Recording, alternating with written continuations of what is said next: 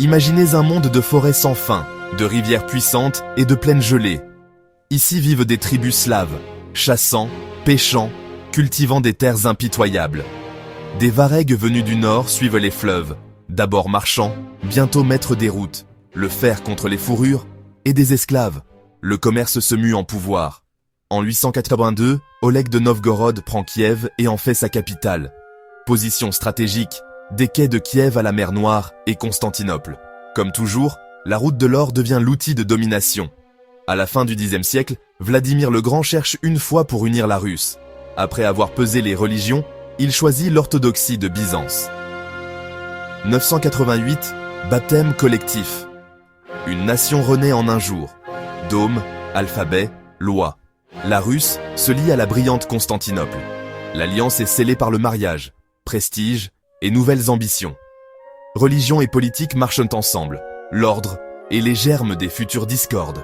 Sous Yaroslav le Sage, Kiev s'étend, codifie ses lois, brille sur l'Europe.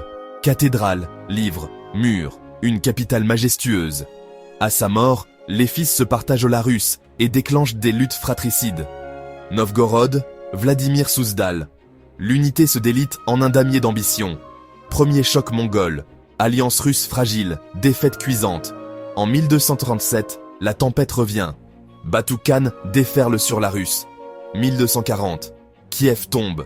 Murs brisés, dômes incendiés, population massacrée. 2 siècles d'humiliation, tribus, vassalité, calcul entre princes. La foi demeure.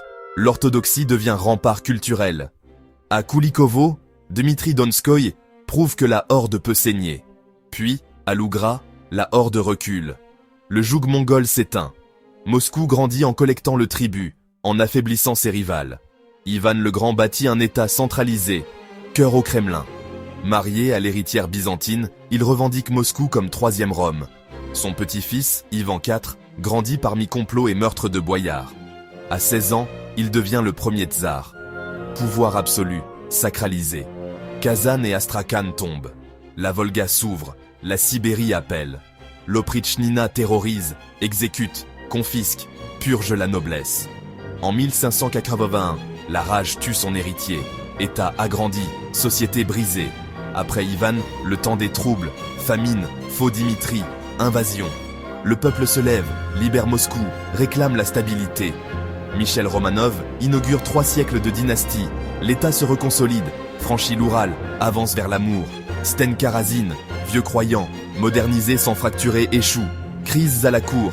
Un réformateur s'annonce, Pierre. Il apprend en Hollande et en Angleterre. Marine, administration, modernisation forcée, punition sévère aux récalcitrants. Contre la Suède, 21 ans de guerre pour un port. La fenêtre sur l'Europe naît, au prix de dizaines de milliers de vies. Une capitale européenne, symbole d'un empire modernisé. Catherine la Grande s'empare du trône et poursuit la grandeur. La Russie s'étend au sud et à l'ouest. La carte de l'Europe change. Éclat culturel, mais servage renforcé et révolte écrasée. En 1812, Napoléon envahit avec la plus grande armée d'Europe. Les Russes reculent, incendie. Moscou n'offre que des ruines. Le général Hiver et la faim anéantissent la grande armée. Alexandre Ier pèse sur l'ordre européen post-napoléonien. Idées libérales, coups avortés, censure et police d'État. Défaite contre Ottomans, Britanniques, Français. Modernisés ou déclinés, Alexandre II libère, mais les paysans restent entravés par la misère. Les espoirs se heurtent à la vengeance et à la réaction. Autocrates hésitants, crises répétées, réformes avortées. L'effort de guerre écrase l'économie, l'armée se déchire. Gouvernement provisoire et soviet, 2 légitimités s'affrontent. Les bolcheviks renversent le pouvoir. Paix, terre, pain promis. Massacres, famine, terreur rouge et blanche ravagent la société. La monarchie est effacée jusqu'à ses emblèmes. Un empire idéologique s'installe. La lutte pour sa succession commence.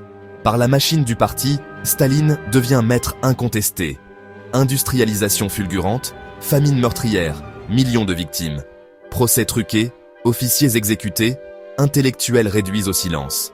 Trêve cynique avec Hitler, partage prévu à l'Est. L'invasion foudroie une armée rouge décapitée par les purges.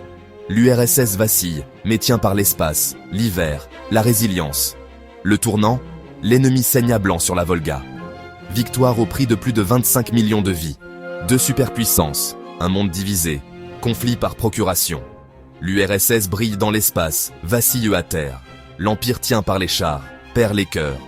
À un souffle de l'apocalypse, la dissuasion impose le calcul. Gorbatchev dessert l'étau pour sauver le système. Et l'ébranle. L'onde de choc traverse l'Europe, l'hégémonie s'effrite. Le coup échoue, l'union se délite, le drapeau rouge s'abaisse. Hyperinflation, corruption, guerre, une décennie d'humiliation, stabilité retrouvée, influence ravivée, liberté restreinte. Les frontières redeviennent champs de bataille et d'affirmation de puissance. De Kiev à Moscou, de l'Empire à l'Union, de la ruine au retour, un cycle de grandeur et de coups humains. La Russie, la plus vaste des nations, forgée par la conquête, la foi, la souffrance et l'endurance. 1000 ans d'histoire condensée. D'où vient sa puissance? Où l'amène son destin? Si cette traversée vous a plu, abonnez-vous et dites-nous quelle civilisation explorer ensuite. Les événements sont complexes. Cette synthèse vous invite à creuser davantage. Ici s'achève notre voyage à travers la Russie. Pays immense et énigmatique. Voix masculine, accent français neutre, sous-titres intégrés pour tout le récit. Visuel entièrement généré et animé dans un style unique continu. Merci de votre fidélité, à très bientôt pour une nouvelle histoire.